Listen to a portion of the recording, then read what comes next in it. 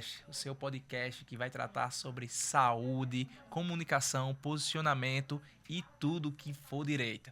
Meu nome é Anderson Boni e você sabe, meu objetivo é dar voz ao bom profissional da saúde.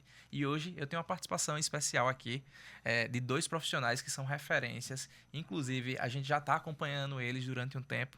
Sejam muito bem-vindos. Eu tenho o Ivaldo e o Rodolfo aqui. Sejam muito bem-vindos. Obrigado por aceitar o convite. Eu que agradeço. Hoje a gente vai conversar sobre alguns temas interessantes, mas principalmente esse episódio é voltado para você que tem pai, que tem mãe e que encontra o idoso ali, porque o idoso ele está presente no nosso dia a dia, não é verdade? E esses dois eles são especialistas nisso. E a gente vai estar conversando um pouquinho sobre eles, entendendo sobre a profissão deles também. Eu estava até conversando com o Francisco nos bastidores que a dificuldade que se tem de entender qual é o papel, né, do geriatra hoje, porque geralmente o idoso procura o cardiologista, procura o endócrino, mas e o geriatra, que é o médico especialista nisso, né? E a gente vai estar conversando com eles, mas para começar eu queria que Ivaldo se apresente aí pra gente. O que é que você faz, Ivaldo? O que é que você cura na vida desses idosos?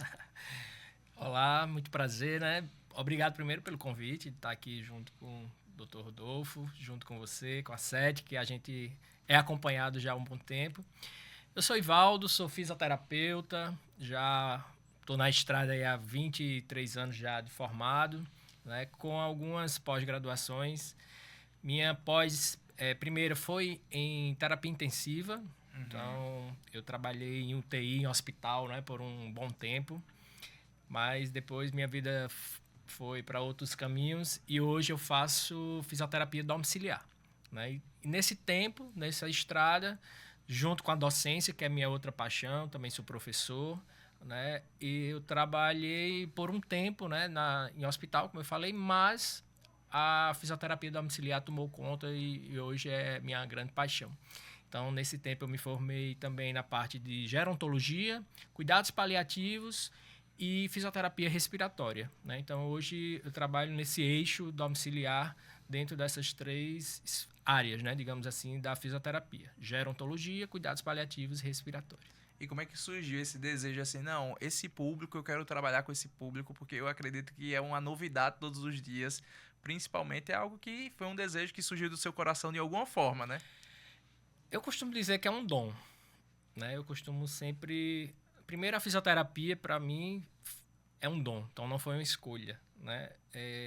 Eu sempre quis trabalhar com a área da saúde, eu sempre quis trabalhar com cuidado, digamos assim, né? E dentro das diversas áreas, né, como a medicina, como a enfermagem, como a fisioterapia, eu escolhi a fisioterapia, né? Então, fazendo a fisioterapia, eu descobri que lá eu podia concretizar esse meu dom, né? Então, o dom de ser fisioterapeuta, o dom de cuidar do outro, ele surgiu a partir dessa paixão do cuidado, né? Eu acho que a palavra é essa, é cuidado. É cuidar e levar ao outro a saúde, né? Primeiramente, claro, né? Que é o que a gente vai conversar aqui bastante, é sobre saúde, mas mais do que isso, é levar a saúde de uma maneira integral, né? Eu gosto sempre de dizer que eu não levo só a atividade física, eu não levo só fisioterapia, né? Porque quando se pensa em fisioterapia, se pensa em reabilitação. Correto. Se pensa em exercício, em atividade, força, não. Fisioterapia vai muito além disso, né? A gente trabalha com a família, a gente trabalha com o nosso paciente, a gente trabalha com o cuidador, a gente trabalha com os outros profissionais que estão agregados a esse contexto. Então, a gente trabalha de maneira integral, né? Então, eu levo a saúde de maneira física, espiritual e psicológica também, né? Então, a saúde mental dos nossos pacientes e, por que não, a nossa, né? Que massa. E doutor Rodolfo agora. Rodolfo, como é que surgiu essa paixão pela geriatria? Você já começou medicina ali dedicado? Não, eu quero isso, já tinha isso em mente? Caramba, mano, se me falasse assim no início da faculdade que eu ia fazer geriatria, eu ia rir da cara de quem falou. Eu era totalmente oposto assim do geriatra. Entrei na medicina muito aquele cara prático assim, de querer resolver questões muito agudas ali da emergência, pensava muito em cirurgia e não tinha muita paciência para conversar não, sabe? Mas eu acho que isso eu dou até de conselho para os meus alunos, que a gente tem que aproveitar o caminho. Eu acho que é muito errado a gente já chegar com ideias muito fixas no curso de medicina, ou até mesmo na vida, de ficar muito fechado a ideias. E ao longo do curso eu fui percebendo que talvez isso não ia me satisfazer, esse tipo de método que eu idealizava. E eu fui percebendo que eu já era um pouco diferente, né? Que gostava de conversar, que gostava de entender sobre o social daquele paciente, saber como era a família, entender um pouquinho mais de humor.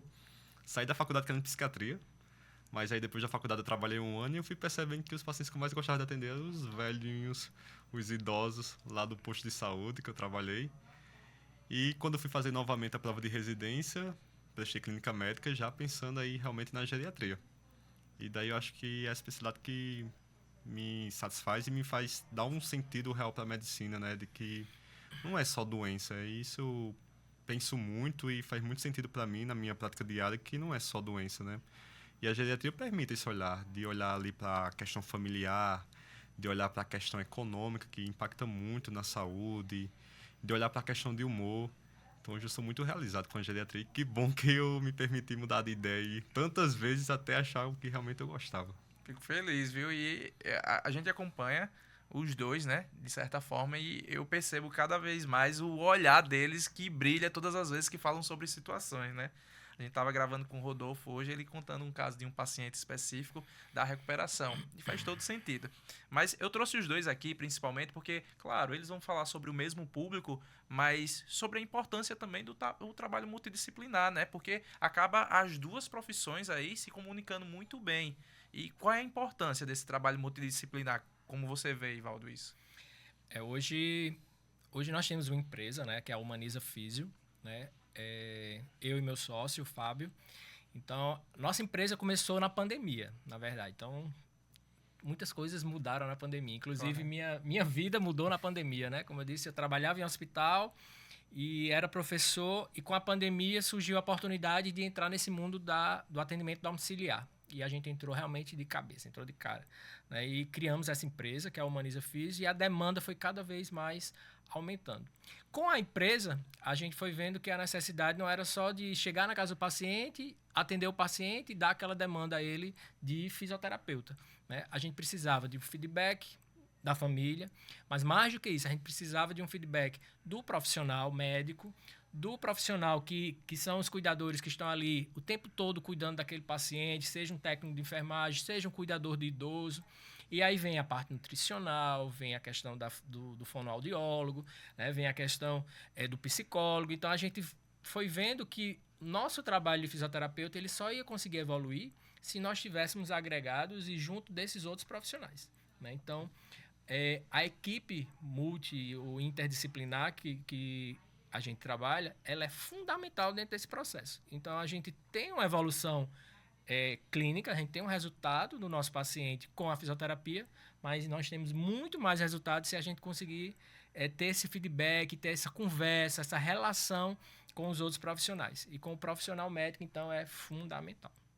E para você, Rodolfo, esse atendimento multidisciplinar, essa junção que vocês têm de troca de informações, é muito válida também dentro da geriatria?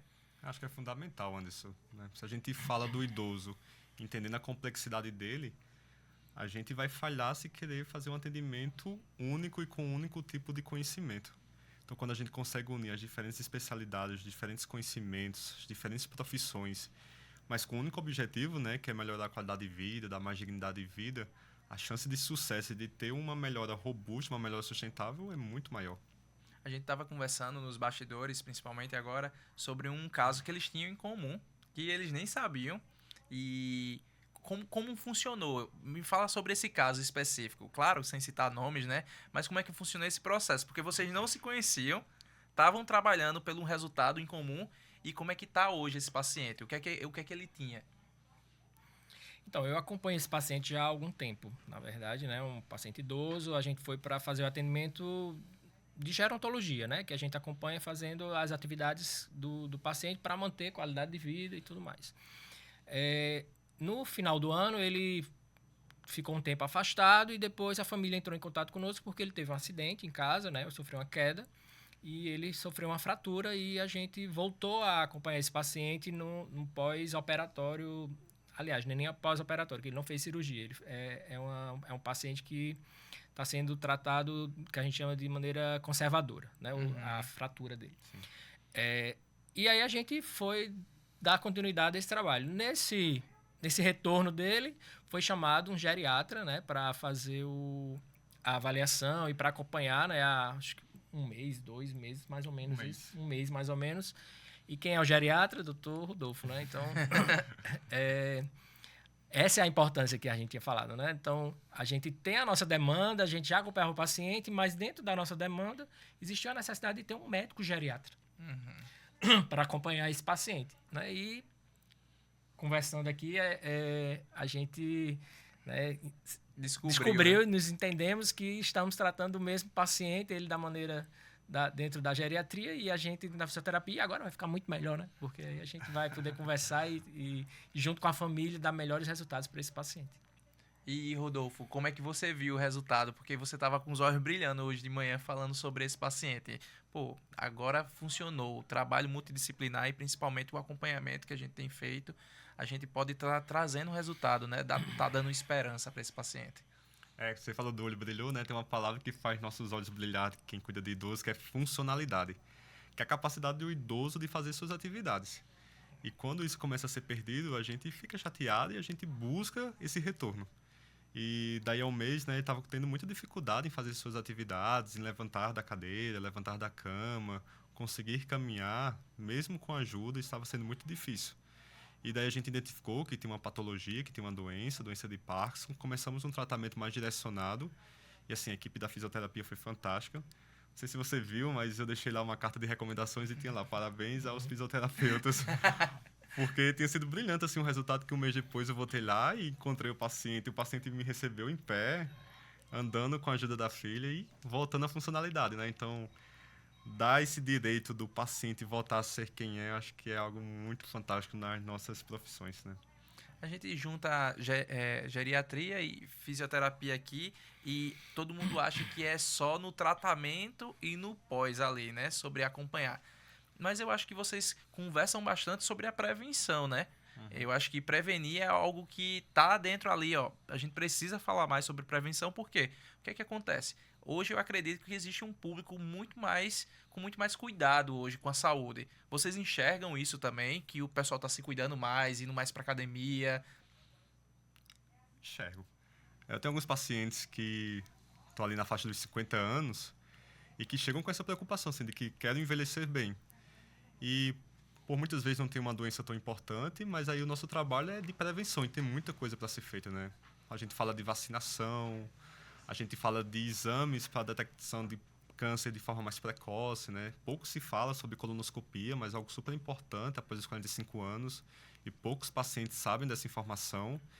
E vacinação nem se fala, né? Fica aquela ideia de que vacina, de que o Zé Gotinha é só para criança, mas vacinação é super importante também para a população idosa, para a população de 50 anos mais.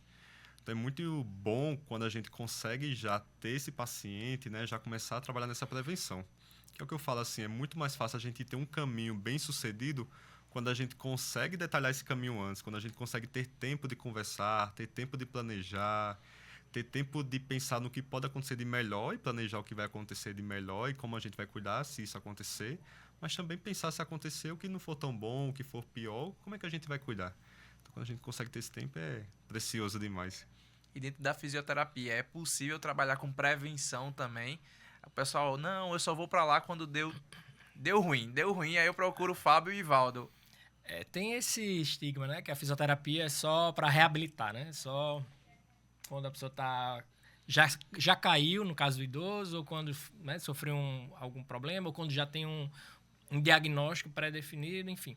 Mas não, fisioterapia é prevenção. Eu costumo dizer que é mais prevenção do que reabilitação. Né? Porque se a gente conseguisse prevenir, tantas coisas seriam evitadas. Né? Correto. E eu sempre digo também que a fisioterapia, quando pergunta assim, defina a fisioterapia em uma palavra. Eu defino em movimento. Né? Fisioterapia é a arte do movimento. Né? E movimento é prevenção. Se todos nós nos movimentássemos, né? Se a gente conseguisse entender, né? Independente da idade, que o movimento ele vai trazer tantos benefícios para o nosso futuro e evitar várias doenças, ninguém ficava parado. Né? Então, principalmente o idoso. Né? O idoso eu chego para avaliar alguns pacientes, eles nunca fizeram atividade física. Nunca, academia nem pensar, né? Então, são pessoas literalmente sedentárias. E chamam a gente para, nos seus 80, 90 anos, aí dá mais trabalho. Mas, e os idosos que sempre fizeram alguma atividade física, é muito mais fácil. Então, a prevenção, eu relaciono a fisioterapia ao movimento, à atividade física, né? Tem várias outras, que aí o Dr. Rodolfo também pode falar, a parte nutricional, né? A saúde mental, mas no nosso caso específico, eu penso no movimento como fundamental nesse processo de prevenção. Ô Rodolfo, a gente conversou nos bastidores e eu sinto que não está bem claro ainda para a população, e a gente faz esse trabalho juntamente contigo, educativo, do que realmente qual é o papel do geriatra, né? Mas qual é a importância hoje do geriatra na sociedade? O geriatra, além de cuidar do idoso, ele tem o cuidado do envelhecimento. E a gente entende que o envelhecimento é um processo. E para ter esse cuidado, a gente precisa de um acompanhamento contínuo, assim. Então, acho que o papel maior do geriatra e a função maior do geriatra é de realmente conhecer o paciente pelo nome, né? Acho que essa é uma característica muito importante, da gente conhece o paciente pelo nome, conhece a família, porque a gente busca exatamente isso, de entender o idoso e tentar preservar ao longo da vida o que é importante para ele. Então, sei lá, se é importante para o idoso continuar a tomar banho sozinho, esse vai ser o nosso maior empenho ali nas consultas, com a equipe interdisciplinar. É importante para mim ter a capacidade de decidir o que eu quero da minha vida. Então, o que é que você quer da sua vida? Vamos aqui conversar comigo, com a sua família, já vamos deixar isso bem claro para todo mundo. E como é que a gente pode manter essa sua autonomia, essa sua capacidade de decidir o que você quer. Então, é isso, assim, entender que o envelhecimento é um processo contínuo, e para isso a gente precisa de um acompanhamento contínuo e tentar preservar o máximo que é importante para o idoso. E que todo mundo vai passar, né? Então vai passar. Todo mundo vai passar, né? Se Deus quiser, E né? espero chegar, né? Eu já disse que já tenho o meu fisioterapeuta e o meu geriatra aqui pronto para me atender, né? Uma vez perguntaram ao idoso, o que é que o senhor fez para chegar aos 100 anos? Ele disse, não morri. Né? Então, se a gente não morrer, a gente vai chegar. Pois é.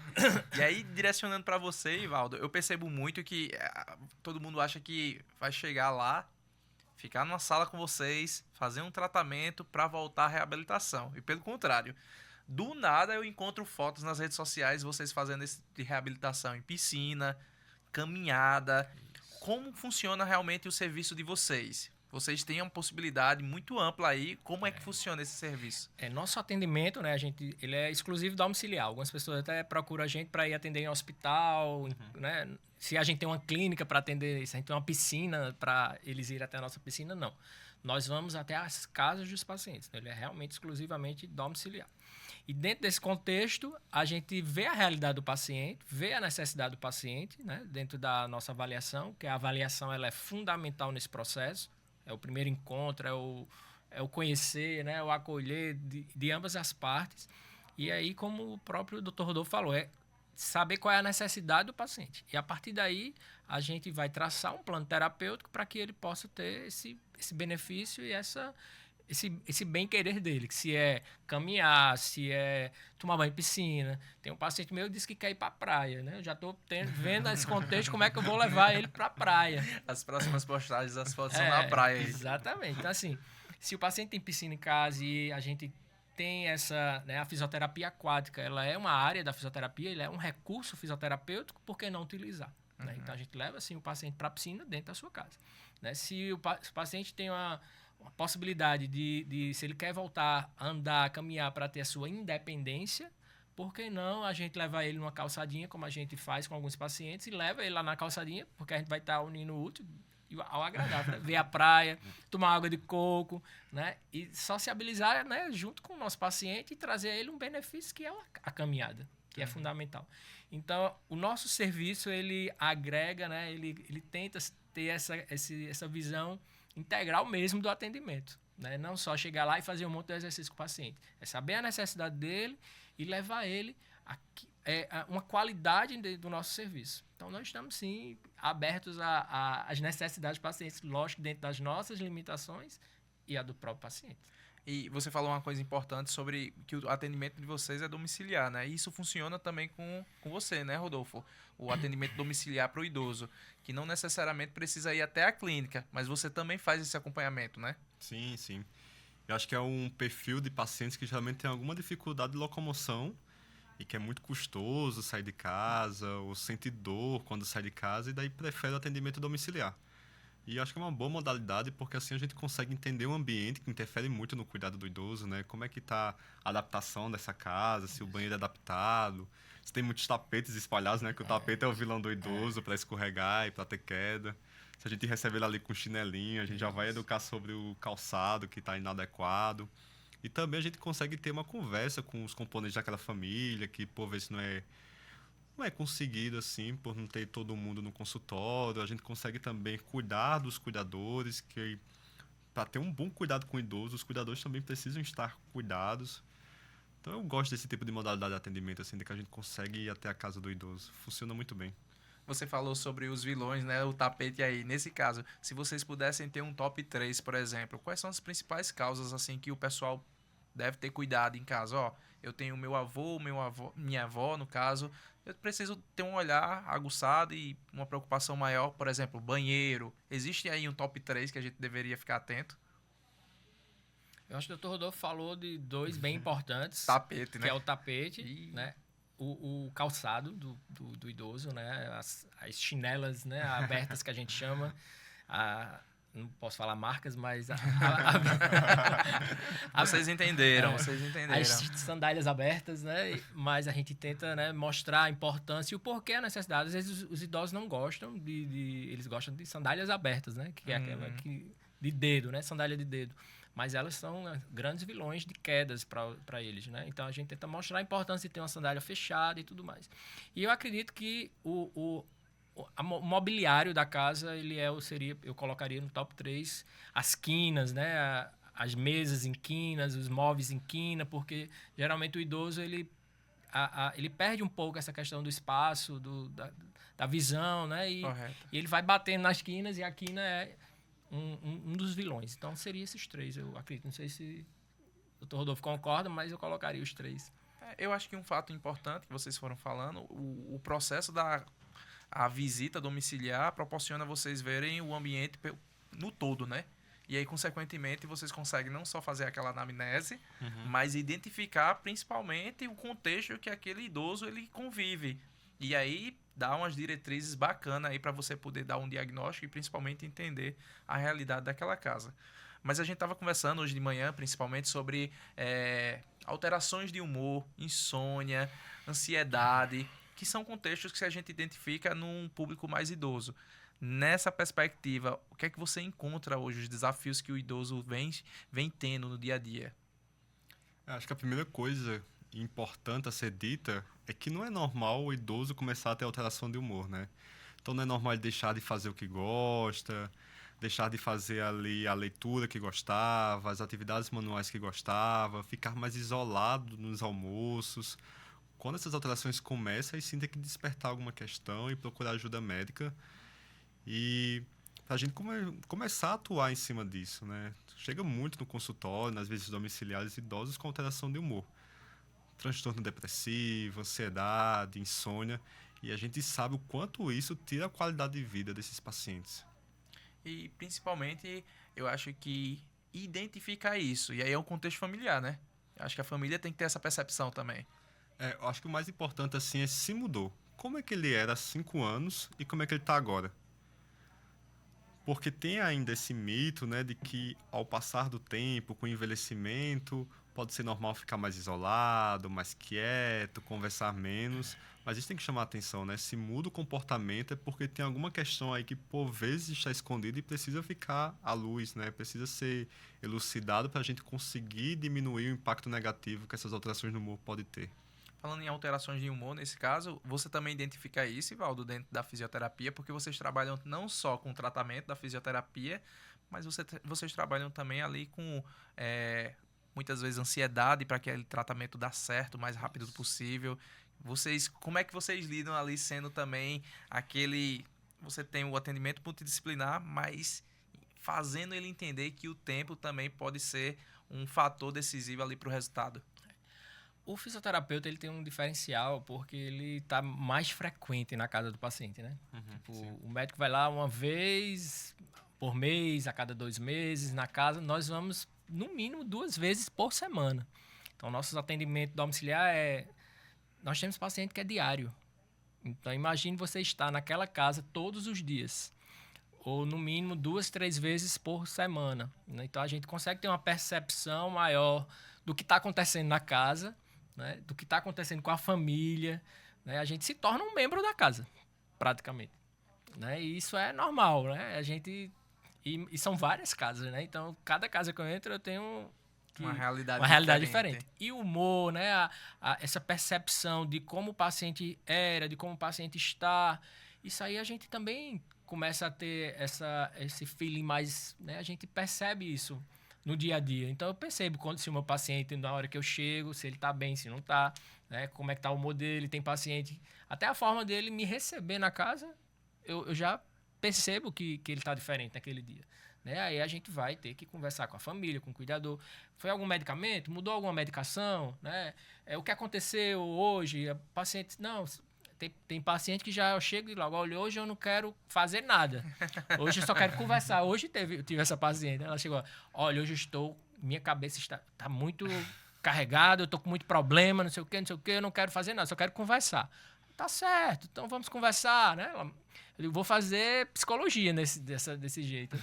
E aí a gente vai, né, com o nosso jeito, a gente vai conquistando e ela termina fazendo, né, os exercícios, mas a gente percebe que aquilo ali atrapalhou no processo, no resultado, né, como você perguntou.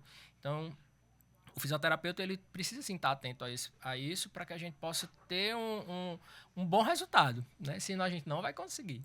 Né? E a ansiedade, depressão, esse contexto de familiar, mas muitas vezes é da própria doença do paciente, né? Então, da realidade, as demências, elas trazem muitas alterações, né, disso aí, e a gente precisa estar conversando. E essa relação com o médico, ela é fundamental nesse processo. Eu tenho um amigo que é fisioterapeuta em Recife e ele falava... Eu chegava num atendimento, Anderson, e a senhora me chamava no canto e perguntava, né? Quanto é que eles estão lhe pagando? Aí ele... Por quê? Eu dou o dobro. A gente vai ali, ó, senta e fica olhando pro mar. E aí era engraçado porque nesse contexto eu identifico em vocês também o diálogo e a boa comunicação que tem que ter com o paciente, né? Nesse sentido, eu acho que é uma habilidade que vocês podem desenvolver, mas vocês acham que a comunicação é um fator importante para esse atendimento, para ter um entendimento daquilo que o paciente está sofrendo. Como é que você identifica isso, Rodolfo? Para mim, comunicação é o mais importante no nosso dia a dia, na nossa prática, né? E eu comecei a entender melhor isso quando eu comecei a estudar mais sobre cuidados paliativos. E eu fiz pós-graduação em cuidados paliativos e é uma das áreas que a gente mais estuda sobre comunicação. Porque falar uma notícia ruim, falar sobre um diagnóstico difícil, você precisa ter uma habilidade para isso. E hoje eu entendo que comunicação é uma ciência que a gente precisa estudar e não dá mais para um profissional chegar para o paciente e falar de qualquer maneira. Então, para mim, a comunicação é super fundamental. E, além da comunicação, a empatia, né? Você ter a capacidade de compreender o que o outro está sentindo, entrar ali em sintonia e compreender e buscar ajudar da maneira que você consegue. Isso acontece também na fisioterapia, né? Com certeza. Eu acho que comunicação, ela tá junto do movimento, né, pra gente. Então, a gente leva o movimento e a gente leva a comunicação. Mas para a gente levar a comunicação para o nosso paciente e ter uma boa comunicação com ele, com a família, é como o doutor Rodolfo estava falando, a gente precisa... Existe cursos de comunicação, né? Então, na faculdade eu não aprendi a me comunicar. Sim. A gente não aprende a se comunicar na faculdade, né? Eu precisei estudar sobre comunicação, eu precisei entender, e adquirir essa habilidade durante o meu processo de profissional. Né? Então, a comunicação ela é uma ferramenta assim, fundamental nesse processo. Né? Então, assim, tanto para lidar com o paciente, com a família, com os outros profissionais, mas principalmente para ter um bom resultado. Então, eu também tenho apoio de cuidados paliativos, né? E em cuidados paliativos a gente fala muito, né, disso aí, que eu fiz até um curso que é comunicação compassiva, né? Que esse compassivo que está relacionado à compaixão. Né? Então, é se comunicar com empatia, mas também com compaixão, né? Que é olhar a dor do outro, entender a dor do outro, mas também entender que nós temos nossas dores, nossa forma de reagir ao processo, então ela é mútua. Então a compaixão é a gente... tem um paciente com câncer, que está em fase terminal, então eu vou sofrer junto com aquele paciente. Não quero nem ver aquele paciente, não quero nem atender aquele paciente, porque eu vou sofrer junto com ele. Não. Eu vou ter uma compaixão por ele, eu vou cuidar dele, mas eu preciso me resguardar, me preservar, senão eu, como profissional, não vou conseguir dar continuidade ao meu trabalho. Né? Então, a comunicação ela entra em vários contextos da nossa realidade profissional, né? Lidar com o idoso e lidar com idosos, porque eu acho que na Humaniza Físio, nossos pacientes são 80 mais, 90 mais. Então, são pacientes que estão próximos da morte. Né? Então, a gente precisa falar de morte também. Isso não é fácil. Não é fácil. Você foi falando sobre a comunicação, que foi uma habilidade que você foi atrás de estudar com o Rodolfo também. Nesse sentido, eu percebo que a faculdade, vocês mesmos falaram aí, não teve tantas armas para entregar isso para vocês. Mas eu entendo também que vocês são aí empreendedores, né? Você tem um consultório, você tem uma empresa, né? Uma empresa muito grande, por sinal. E como é que vocês se prepararam para isso? Quando entenderam assim, eita, eu tenho um CNPJ, peraí, eu vou precisar fazer imposto de renda, eu preciso entender um pouquinho sobre gestão, porque quem vai fazer meu atendimento no WhatsApp Business ou vai ser eu, ou vai ser minha secretária. Como é que vocês lidam, de fato, com... Eu também sou um empreendedor. Isso é uma novidade para vocês? Foi um susto? Como é que funciona para você, Rodolfo? Se não ensinar sobre comunicação na faculdade, imagina sobre empreendimento, né? Mas, Anderson, fui aprendendo no caminho. Errando, consertando, estudando, ouvindo pessoas que já estavam há um tempo no mercado. Eu acho que esse ciclo mesmo, assim, de ter coragem, de prosseguir, de começar, porque vai dar errado, então você tem que ter isso em mente, de que em alguns momentos vai dar errado, você não vai saber fazer aquilo, mas você vai aprendendo, porque tem que começar, né? E eu acho que a gente precisa também ter essa noção de que o nosso negócio, né, a maneira que a gente está lidando com o consultório, com a tua empresa, vai ter um impacto positivo na vida das pessoas. Então a gente precisa entender também sobre isso, sobre a empresa, porque o objetivo final de qualquer coisa assim que a gente venha fazer como profissionais de saúde tem que ser a melhora na vida das pessoas. Se não for isso, perde o sentido do que a gente faz, né? Com certeza. E aí, o dono de empresa aí, da Humaniza Físio? Olha, eu confesso que nos meus 10, 15 anos de fisioterapeuta, eu não imaginava empreendedor, não me imaginava empresário. Né? Essa palavra empresário dentro da área da saúde soa até estranho. Né? A gente realmente não aprende isso. Né? Até porque meus primeiros anos de profissional foi CLT. Uhum. Eu era CLT, trabalhava em hospital, era professor de uma universidade particular. Então, assim, eu sempre fui carteira assinada. Então, eu nunca imaginei. Né? Mas, como diz a história, a necessidade faz o homem, né? Até que um dia eu saí dessa instituição que eu trabalhei e me vi na necessidade de... E agora, né? E agora? E agora? Foi exatamente na pandemia. E na pandemia foi quando... surgiu essa oportunidade de eu começar a fazer esse atendimento domiciliar de uma maneira mais efetiva. Antes eu fazia... Aí o entendimento era o quê? Fisioterapia domiciliar era bico. E desse bico se tornou minha empresa, né, na verdade. Então, atendimento domiciliar na fisioterapia não é bico. Pelo contrário, hoje é uma grande área da fisioterapia. Né? A fisioterapia domiciliar hoje ela domina uma das grandes áreas dentro do contexto da fisioterapia. E eu passei a entender isso dentro do processo, né?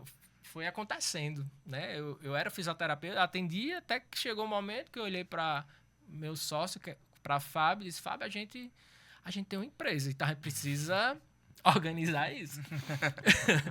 Né? Foi quando a gente caiu na real, fomos atrás de organizar a parte administrativa, de CNPJ, como você falou, e a partir daí a gente mudou a chave, assim, sabe?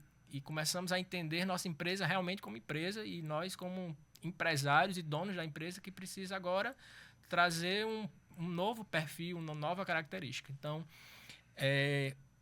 está acontecendo, é um processo que está acontecendo, estou aprendendo, não é fácil. E eu acho que a palavra é coragem. A gente tem que ter coragem, né? Porque vão ter os altos e baixos, mas confesso que estou muito feliz. O empreendedorismo, para mim, está sendo muito bom dentro da fisioterapia. e vale muito a pena. E é possível, né? É possível. Eu acho que um fato importante na hora da escolha, muitos alunos ficam, tá, mas eu vou me tornar fisioterapeuta e aí, consequentemente, quais são as possibilidades? É possível empreender na fisioterapia, na geriatria, né? E vocês vivem isso na prática. E a partir daí foi onde surgiu o Humaniza Experience. Isso. O que é isso? Diga aí. A gente... eu costumo dizer, eu e Fábio, a gente é meio louco, né? Porque tá tudo tão bem, tá com nossos pacientes, estamos lá com nossos idosos, vamos inventar outras coisas, né? E há 2 anos a gente sentiu a necessidade de ampliar esse contexto e levar, por que não levar para os profissionais fisioterapeutas o nosso aprendizado, o nosso serviço.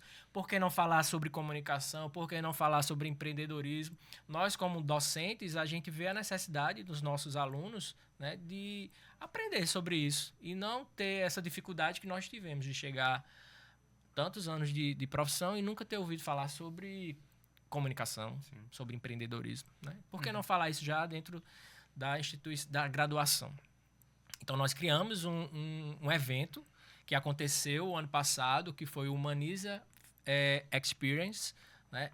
A princípio, ele aconteceu só para profissionais e estudantes de fisioterapia, mas esse ano, né, nós vamos ampliar esse contexto, como nós discutimos aqui, estamos discutindo aqui. A área da saúde ela é ampla, né? Ela é multi. Né? Então, a gente vai abrir esse ano o Humaniza Experience, que vai acontecer dia 12 de setembro, já tem data, já tem local, será no Hotel Manaíra, junto com parcerias, né? E um dos nossos parceiros é a SET, né? Anderson, que trabalha com a gente nessa questão do marketing, né? Do nosso trabalho. E vamos ampliar para os profissionais médicos, nutricionistas, fonoaudiólogos, para que a gente possa falar sobre tudo isso juntos. Então, se você é médico, nutricionista, na verdade ficou muito amplo agora, né? Você percebe que ampliou, saiu da fisioterapia e agora os caras estão empreendendo agora de uma forma absurda, né?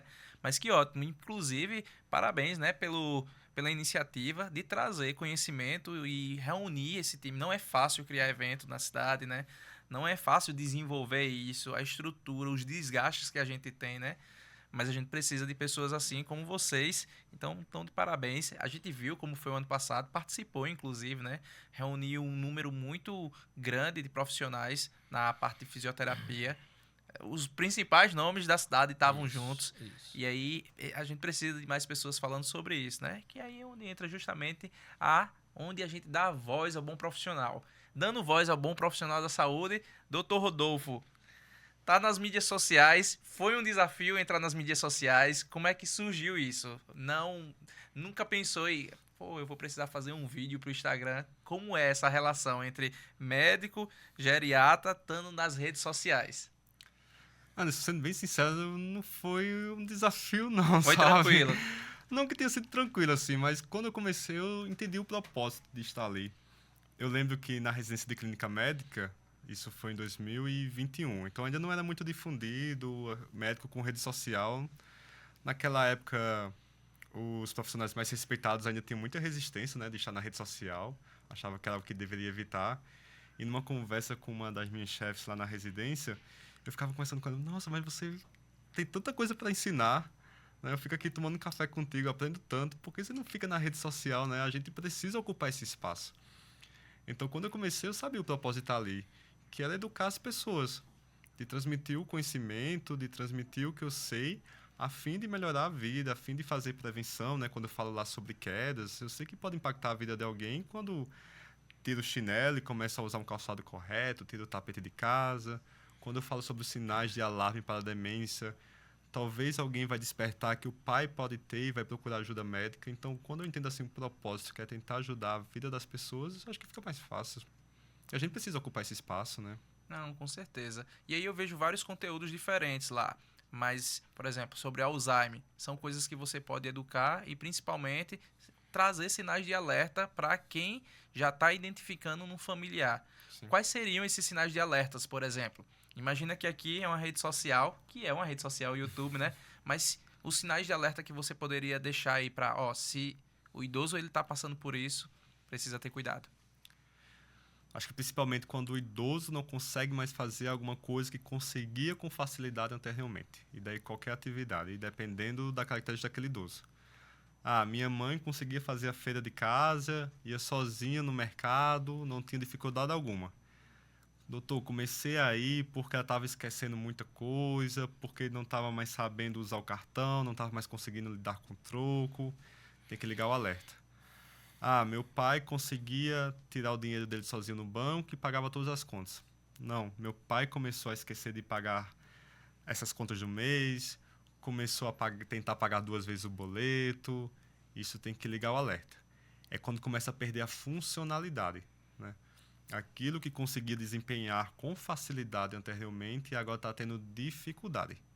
Então tem que ligar o alerta aí e lembrar, isso quem já me segue nas redes sociais está cansado de saber, acho que já pula essa história, que não é normal idoso ter esquecimento, né? Os esquecimentos que estão ligados ao envelhecimento são esquecimentos pontuais que não interferem na vida, mas esquecimentos que estão começando a interferir ou que já interferem muito na vida não pode ser caracterizado como algo normal do envelhecimento. Não, muito bom. E eu vejo muito que você fala sobre Parkinson também, né? Nesse sentido, o que seria? Como é que a gente precisa ficar atento? Quando a gente fala em Parkinson, a primeira coisa que deve vir popularmente nas pessoas é tremor, porque é o que mais marca, né? O que é visualmente que chama mais atenção.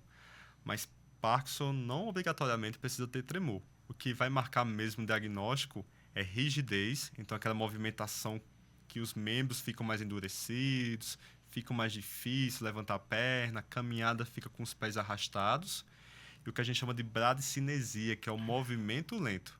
Então fica mais lentificado quando vai pegar o copo e levar até a boca, quando vai tentar pentear o cabelo, o movimento fica mais lento, e daí começa a ter impactos, né? Como as quedas que a gente falou, como começar a derrubar objetos da mão. Isso sim, a gente tem que ligar o alerta para Parkinson. Eu vejo nas redes sociais dos dois, consequentemente, eu acho que trabalhar com idoso é Você falou sobre o dom, né? Mas é algo de tão relevante, porque eu começo a olhar os comentários de vocês e é o pessoal elogiando, comunicando. Como é que vocês veem isso, assim, no trabalho de vocês? Porque dá um prazer você trazer um resultado ali, trazer esperança, comunicar, ver, identificar, ó, eu tenho alguém que está passando pelo processo, a gente está com Parkinson ou Alzheimer. Como é que vocês lidam com isso? E principalmente com esse carinho, Ivaldo aí. É muito gratificante. Eu costumo dizer assim, alguns pacientes, né, que eu tenho já há algum tempo, ou até os mais recentes mesmo, tem casa que eu saio assim, eu agradeço muito. Primeiro por ter essa profissão, né, e ter essa oportunidade, né, de dar uma qualidade de vida a alguém, né, de dar minha psicóloga uma vez ela disse assim, eu conversando com ela, né, e um assunto específico, aí falando de missão, né, qual é a minha missão na vida, né, ela disse, minha missão, digamos, espiritual, religiosa, alguma coisa do tipo, e ela disse, sua missão é cuidar dos idosos. Então você já realiza a sua missão religiosa, espiritual, de todas as formas. E eu sinto isso no dia a dia, né, eu sinto que ao entrar e ao sair da casa de um paciente, é a minha missão. Então, eu estou cumprindo minha missão aqui, né? Nós estamos cumprindo a nossa missão, né? Então, é muito bom cuidar. E cuidar do idoso, né? É uma realização. Então, é gratificante. E para você, Rodolfo, como é que você lida com esses sentimentos, esses comentários, esse resultado também que você identifica nos tratamentos? Você falou de afeto e eu fiquei lembrando assim de como o afeto é importante para fazer a gente prosseguir, né? Porque se fosse pelas questões econômicas ou questões de títulos, acho que tem alguns outros meios que são menos sofridos, talvez, né? Que a gente não se envolva tanto, porque a gente também sofre com os pacientes, né? E daí você começou a falar de afeto e eu lembrei que todas as vezes que eu estava meio desestimulado, acontecia algum atendimento que vinha carregado de afeto como recompensa e aquilo no meu dia mudava. Eu falava, não, isso realmente é o que eu gosto de fazer, é o que eu quero fazer. E a última vez, assim, que eu senti muito isso foi agora, 3, 4 dias, que eu estava cuidando de uma paciente em fim de vida. E daí ela faleceu. E antes de falecer, assim, poucas horas antes, eu estava no quarto lá, tava todos os filhos presentes. E por mais que ela estivesse falecendo, né, a gente conseguiu dar um pouco mais de qualidade de vida, tirar dor, tirar qualquer outro tipo de sofrimento. E ali os filhos contando histórias dela, lembrando boas histórias, conseguindo ainda ter um tipo de sorriso. E no final, assim, a gente abraçou, sabe? Eu senti ali afeto, e por mais que tenha sido muito difícil, todo o cuidado, todas as comunicações difíceis, todas as conversas difíceis, no final aquilo foi fechado com afeto e faz a gente prosseguir e falar, não, isso realmente é o que eu gosto de fazer, né? Com certeza. Muito feliz por ter vocês aqui. A gente tá chegando ao fim. Mas eu queria que vocês deixassem uma mensagem aí, principalmente, para quem quer seguir a carreira de fisioterapeuta. O que é que você diria para essa pessoa? E principalmente para aquele estudante que está começando ali, está se formando. Então, siga a carreira de fisioterapia. Eu costumo dizer que fisioterapia ela não é só uma paixão, né? Quem vê as nossas redes sociais da Humaniza Físio, né? Por falar, é tão lindo o trabalho de vocês, é tão bonitinho ver vocês dançando com os pacientes. Mas vai muito além disso, né? A fisioterapia é uma ciência, né? Eu costumo dizer que é uma arte. Eu costumo dizer que a fisioterapia ela traz muitos benefícios para o profissional, para a família, para o paciente, né? Então ela é completa. Eu costumo dizer isso. Eu consigo, nos meus atendimentos, conversar com meus pacientes. Então, eu consigo ser um pouco psicólogo. Eu consigo rezar com meus pacientes, fazer uma oração. Então, eu consigo levar a parte espiritual para o meu paciente. Então, eu consigo ser um profissional completo, né? Então, ser fisioterapeuta, para mim, é isso. É levar essa integralidade do contexto da saúde para o meu paciente, para o familiar, para o cuidador, né? Então, é uma linda profissão. Então, assim, vale muito a pena. Você precisa também ter esse brilho nos olhos, né? Então, para falar da profissão, né? E aí, quando você está conversando com os dois, você percebe, né? A gente foi fazer um vídeo de venda e Rodolfo foi falando sobre um caso específico, né? E aí, o brilho nos olhos dele, falando sobre o paciente e o resultado. Isso é empolgante. E o que é que você diria para aqueles que querem seguir a geriatria? Já que você deixou essa deixa, eu vou continuar. Tem que o olho brilhar, sabe? Tem que realmente aquilo mexer em alguma coisa lá dentro, assim, que você não consegue nomear. Tem que vir com um sentimento bom, porque os desafios são gigantes, né? Cansaço físico, por vezes, cansaço mental. Mas como a gente estava falando anteriormente, quando o afeto vem, quando esse brilho no olho vem, quando aquele negócio gelado dentro vem, isso faz sentido. E tendo isso, você consegue ser um bom profissional. Fico muito feliz, viu, pela participação dos dois. Foi muito importante a gente poder estar conversando aqui. Os dois são um exemplo para mim, né? E nós somos o Grupo 7 e nosso objetivo é comunicar, criar e principalmente cuidar. E esses dois fazem com maestria. Esse foi o nosso episódio. Muito obrigado pela participação dos dois. E nos encontramos logo mais em um novo episódio. Até mais!